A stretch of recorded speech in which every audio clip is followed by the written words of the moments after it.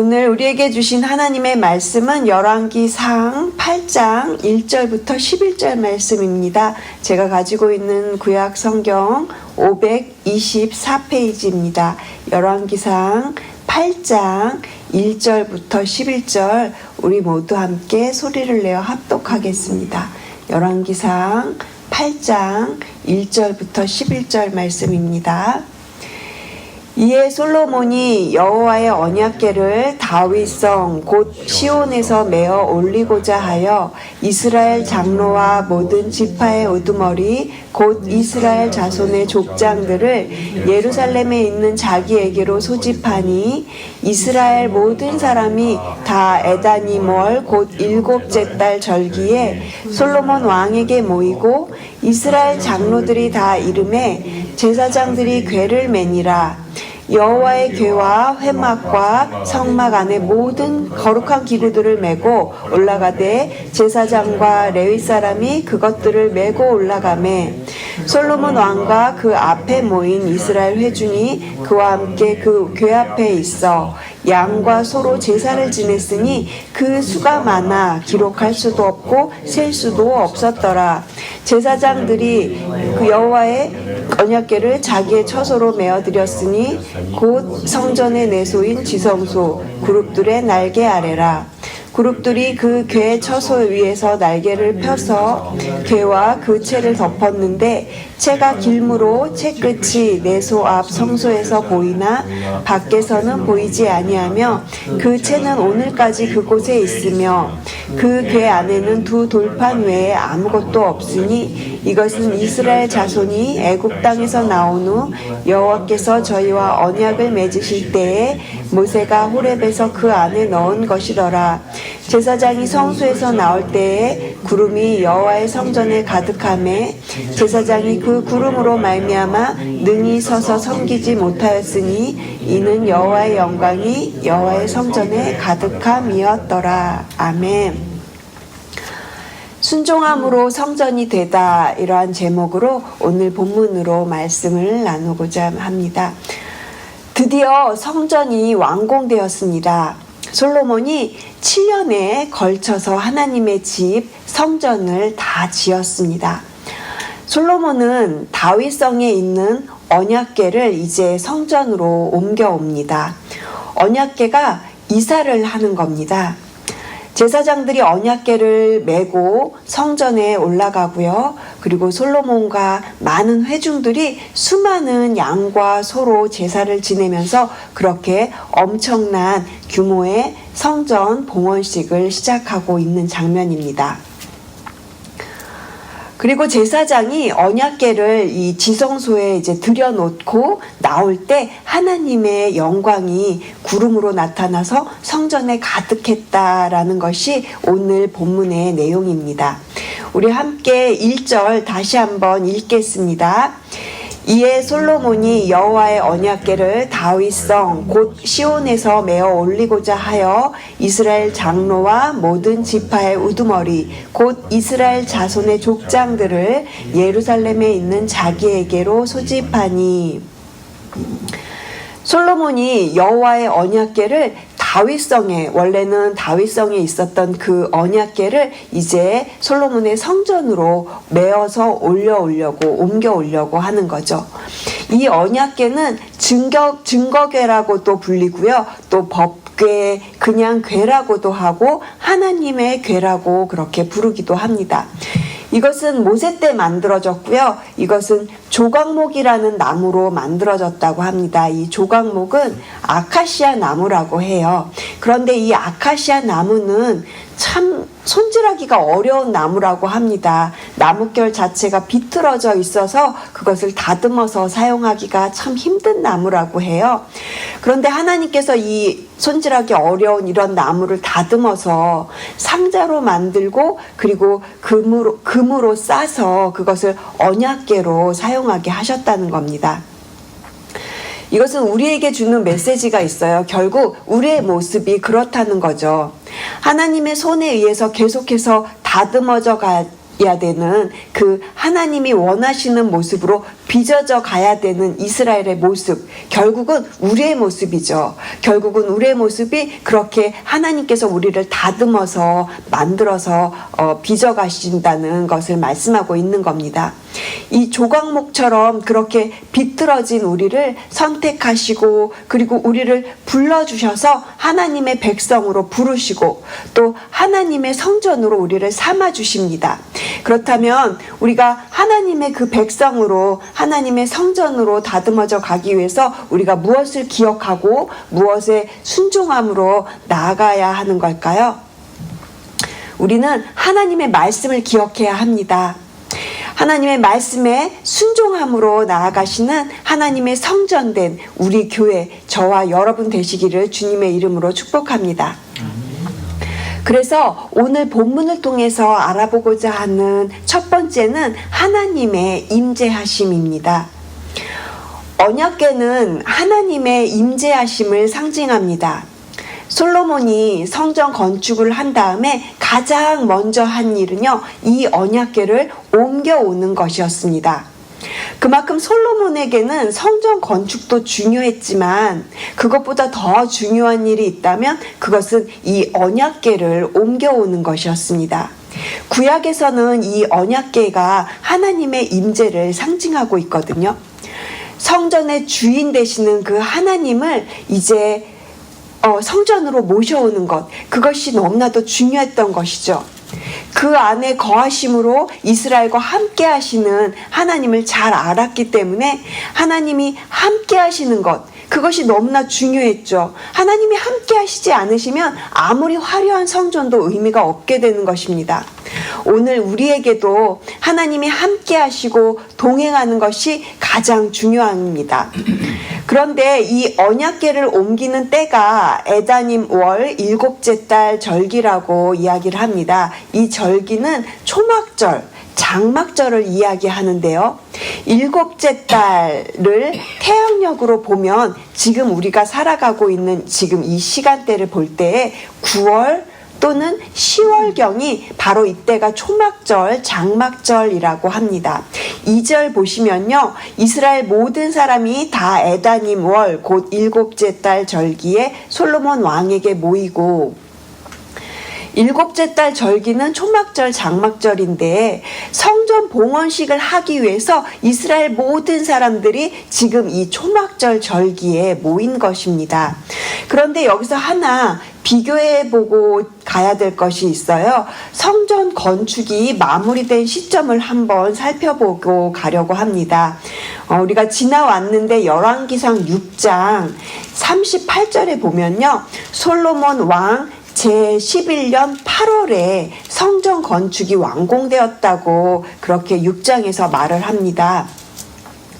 7년에 걸쳐서 완공되었다고 해요. 솔로몬 왕 제11월 8월 그렇게 나오고 있거든요. 요 8월을 지금 태양력 우리가 살아가는 시간으로 이야기 드리자면 11월 또는 12월을 말하고 있어요. 그러니까 이것이 의미하는 거는 성전 건축은 8월에 완공이 됐어요. 솔로몬 제11년 8월에 완공이 되었는데 지금 우리가 오늘 본문에서 이 성전 봉헌식은요. 솔로몬 왕 제12년 7월에 거행을 하고 있는 겁니다. 그러니까 성전 건축이 완공이 다 된 다음에 대략 11개월의 시간이 지났어요. 그러니까 솔로몬이 11개월의 시간을 기다렸다가 이 성전 봉헌식을 지금 거행하고 있는 것으로 보여집니다. 왜냐하면요, 솔로몬은 초막절, 장막절 절기에 언약궤를 운반하는 것을 결정을 했습니다.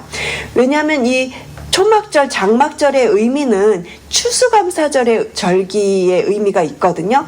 이때는 모든 이스라엘 남자들이 모두 다 예루살렘으로 모이는 절기였고요. 그리고 광야 생활을 지났던 그 시간을 기억하면서 하나님께서 이스라엘 백성들을 지켜주시고 그 보호해 주셨던 그 출애굽의 은혜를 기억하는 절기이면서 동시에 약속의 땅으로 인도해 주시고 풍성한 수확을 주신 하나님의 그 은혜를 감사하는 그런 초막절 절기에 성전 봉헌식을 드리고 있는 것입니다. 그리고 또 하나 솔로몬이 이 절기에 성전 봉헌식을 하는 이유가 있는데요. 그것은 율법 중심의 삶을 살겠다고 그렇게 다짐하는 거였어요. 구약시대 절기 때 이스라엘 백성들이 율법을 낭독했습니다. 예루살렘에 모여서 율법을 낭독했는데 이 율법이 무엇입니까? 하나님의 말씀이잖아요. 그러니까 솔로몬은 눈에 보이는 성전도 중요했지만 말씀 중심의 공동체, 즉 말씀에 순종하는 성전 공동체를 세우려고 11개월의 시간을 기다리면서 이 초막절 절기에 감사드리면서 이 봉헌식을 시작하고 있다는 것입니다. 사랑하는 성도 여러분, 신약 시대를 살아가는 우리들 안에는 하나님의 영이 지금 이곳에 여러분 안에 하나님의 영이 거하십니다. 바로 우리가 주의 성전이요 하나님의 성령의 전인 것입니다. 구약을 살았던 이스라엘 백성들은 언약궤를 바라보았어요. 하나님의 성전을 바라보았습니다. 그렇지만 지금 우리는 성령의 임재하심으로 늘 우리 안에 그 하나님의 성령이 거하시는, 하나님이 우리와 함께 하시는 하나님이 우리 안에 성전 되신 것을 바라보며 나아가야 합니다. 이것을 믿으시죠? 우리가 예배의 자리, 기도의 자리에서 더욱더 그것을 느끼게 됩니다. 여러분들의 그 얼굴을 통해서, 그리고 여러분들이 예배드리는 그 전해지는 그 마음을 통해서 우리의 공동체 안에, 여러분들 안에 주의 성령이 계시고 하나님이 함께 하시는 자리가 되는 것입니다. 말씀에 순종함으로 하나님의 임재를 경험하시는 저와 여러분 되시기를 주님의 이름으로 축복합니다. 두 번째는 하나님의 방법대로 드렸습니다.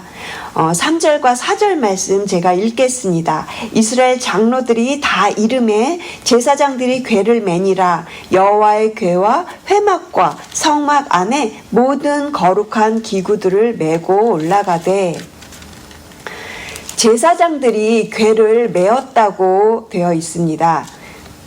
민수기에 의하면 언약궤 운반은 레위 지파 사람들 중에서 고앗 자손에게 맡겨진 책임이었어요. 그런데 오늘 본문에 보니까 제사장이 궤를 맸다라고 그렇게 말하고 있죠. 물론 고앗 자손 중에서 제사장으로 구별된 후손들이 그것을 메었겠죠. 이들이, 제사장들이 언약궤를 메고 왔다는 거는요, 언약궤를 하나님의 방법대로 메고 왔다라는 것을 의미합니다. 사무엘하 6장에 보면 다윗이 언약궤를 옮기려고 했을 때 실수했던 장면이 나와요. 그때 다윗은 좋은 마음으로 이 언약궤를 새 수레에 싣고 왔습니다. 그런데 그만 그때 소가 이렇게 뛰는 바람에 언약궤가 떨어지려고 했을 때 우사가 그것을, 언약궤를 붙잡았죠. 그래서 우사가 그만 죽게 되는 일이 생겼습니다. 하나님의 방법대로 하지 않았기 때문에 이런 일이 생겼다는 거, 이스라엘 사람들은요 그때 일을 잘 기억하고 있었어요. 그때 일이 트라우마처럼 저 언약궤를 잘못 옮겨오면 저렇게 무서운 일이 생기는데 하는 그런 것을 기억하고 있었어요. 그래서 하나님의 방법대로, 하나님의 뜻대로 옮겨오기 위해서 굉장히 신중하게 언약궤를 옮겨오고 있는 모습인 것이죠. 하나님의 방법대로 드리기 위해서 그렇게 이스라엘 백성들이 지금 나아가고 있는 겁니다. 사무엘하 6장 13절 말씀을 보면요, 여호와의 궤를 맨 사람들이 6걸음을 갔을 때 다윗은 소와 살찐 양으로 제사를 드렸습니다 하고, 사무엘하에서 이제 다윗이 다시 그 이후에 제대로 된 방법으로 하나님께 드리기 위해서 사무엘하가 설명하고 있는 부분입니다. 6걸음 갔을 때 소와 양으로 제사를 드렸다고 그렇게 말을 하고 있어요. 제사장들은 그 규례대로 이제 언약궤와 성막과 기구들을 어깨에 메고 행진을 하고 있고요. 솔로몬과 백성들은 언약궤 앞에서 많은 양과 소로 제사를 드렸습니다.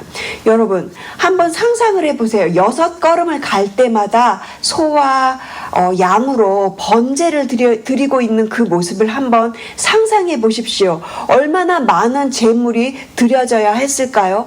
그래서 5절 말씀에는요, 그 수가 많아서 기록할 수도 없다고 그렇게 말을 합니다. 5절 말씀 우리 함께 읽겠습니다. 5절.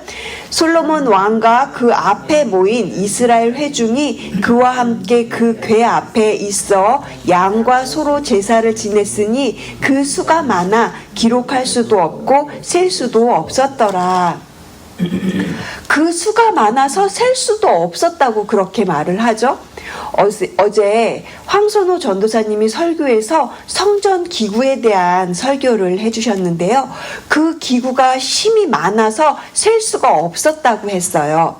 그리고 특히 정결하게 하는 그 정결하게 씻는 물건이었죠. 놋바다, 정결함, 이 번제를 드리고 나서 그 정결함을 유지하게 하는 그런 물건이었습니다. 그러니까 물이 담겨 있는 것인데요. 이 놋바다의 규모가 44,000리터의 물을 담을 수 있는 정도의 크기라고 했으니까 이것이 얼마나 많은 성전 기물과 수많은 동물 제사와 또 얼마나 많은 사람들이 지금 이 성전 봉헌식에 거행하고 있는지 참여하고 있는지를 우리가 상상해 볼 수 있겠죠. 사랑하는 성도 여러분, 이 엄청난 규모의 성전 봉헌식에서 우리가 기억해야 할 것은요, 하나님의 방법대로 드렸던 이스라엘 백성들처럼 우리도 무슨 일을 하든지 하나님의 방법대로 드리는 저희들이 되기를 소망합니다. 우리가 생각할 때는 합리적이고 효율적인 방법일 수 있어요. 하지만 그것이 때로는 하나님의 뜻에 맞지 않을 수 있습니다. 그리고 우리가 눈에 볼 때에는 낭비라고 생각하는 것들이 있을 수 있어요. 하지만 그것이 하나님의 뜻에 맞고 하나님의 원하시는 방법이고 하나님이 기뻐하시는 거룩한 낭비가 된다면 우리는 그러한 것들을 놓치지 말아야 할 것입니다. 그리고 저희가 오늘 본문 속에서 세 번째로 알아야 할 것은 예배 가운데 영광을 누립니다. 제사장들은 하나님의 방법대로 언약궤를 이동하면서 지성소에 그 언약궤를 놓아둡니다. 성전의 안쪽 지성소죠. 구룹 밑에 언약궤를 놓았습니다. 이 내용이 6절부터 8절까지 이렇게 언약궤가 놓이는 장소에 대해서 지금 설명을 하고 있고요. 8절 후반절에 보시면 그 채는 오늘까지 그곳에 있으며 라고 했어요. 여기서 채는 언약궤를 이렇게 메고 가는 긴 막대기 같은 그것을 채라고 말합니다. 그러니까 그 채가 언약궤에 이렇게 꽂힌 채 그대로 그곳에 있었다라는 것을 지금 8절이 이야기하는 거죠. 채가 오늘까지 남았다라는 이 말은요, 하나님의 임재는 언제든지 다시 옮겨질 수 있다라는 것을 의미합니다. 이 언약궤는요, 그곳에 계속 그냥 붙박이처럼 있는 것이 아니에요. 이 언약궤가 의미하는 것은요, 하나님은 언제든지 너희들과 함께 있다. 언제든지 하나님의 임재가 너희와 함께 옮겨 다닐 수 있다라는 것을 의미하는 것입니다. 하나님의 임재는 채에 들려서 언제든지 어디든지 갈 수 있는 이동식 그 언약궤라는 것을 우리에게 다시 한번 상기시켜 주는 거예요.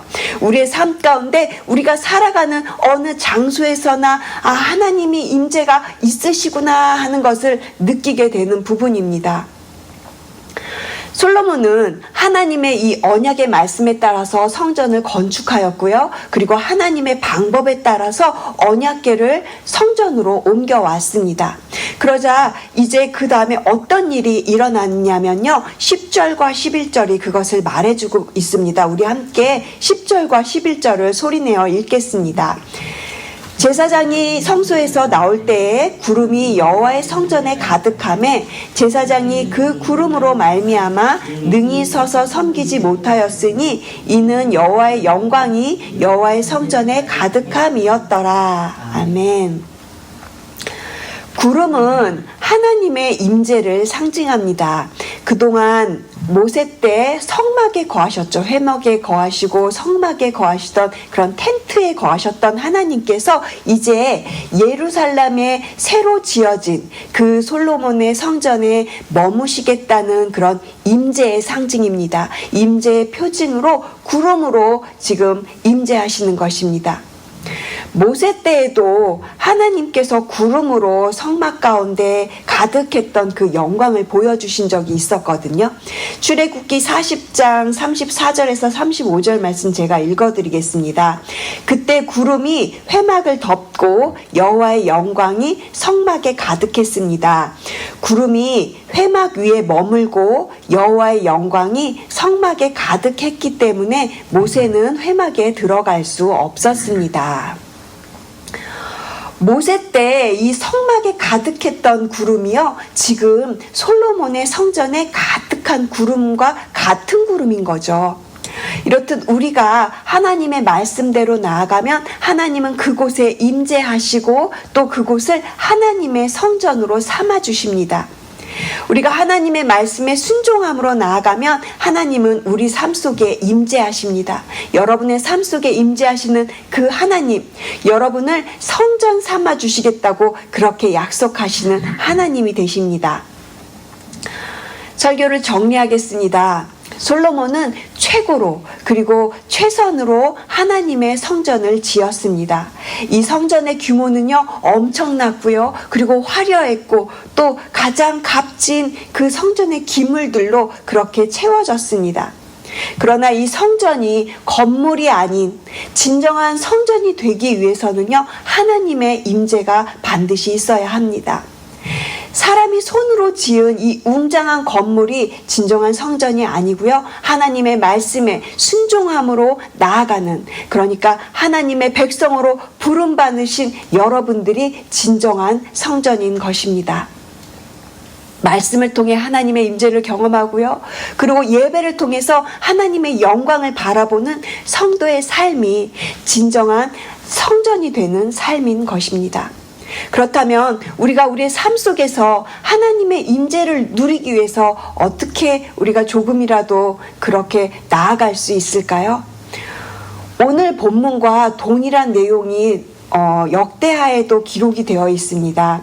역대하 5장을 읽어보시면 오늘 본문이 말하고 있는 것보다 훨씬 더 화려하고 엄청나고 웅장한 규모의 그 성전 봉헌식 내용을 보실 수가 있으세요.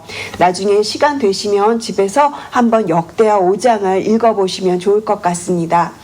이 역대하 5장이나 또 열왕기상 8장에서 우리가 깨닫게 되는 것은요, 저는 이 예배라고 생각합니다. 어쩌면 지금 우리가 살아가고 있는 이런 시대적인 상황 가운데 우리에게 가장 절실하게, 우리가 가장 가치를 두고 회복해야 할 부분이 이 예배의 회복이 아닐까 저는 생각이 들었습니다. 이스라엘 백성들은 화려한 성전을 바라보았습니다. 그리고 하나님의 임재를 상징하는 그 언약궤를 바라보았습니다. 그러나 예수님으로 말미암아 또 성령의 임재하심으로 하나님의 성전이 된 우리가 무엇을 바라보아야 하겠습니까? 진정한 예배 회복을 위해서 말씀에 순종함으로 나아가시는 저와 여러분 되시기를 주님의 이름으로 축복드립니다. 기도하시겠습니다. 하나님 감사합니다. 예수님의 보혈로 말미암아 우리를 성전 삼아 주신 주님 감사합니다. 우리를 하나님의 성전이라고 불러주신 하나님, 말씀을 통해 하나님의 임재를 경험하는 저희들이 되길 원합니다. 예배를 통해 하나님의 영광을 바라보는 저희들 되기를 원합니다. 말씀에 순종함으로, 그리고 날마다 우리의 삶 가운데 그 예배 가운데 더욱더 멋진 하나님의 성전으로 세워져가는 저희들이 되게 하여 주시옵소서. 오늘도 그렇게 하나님의 영광을 바라보며 진정한 예배자의 삶을 살아가는 오늘 하루가 되게 하여 주시옵소서. 감사드리며 이 모든 말씀 살아계신 예수 그리스도의 이름으로 기도합니다. 아멘.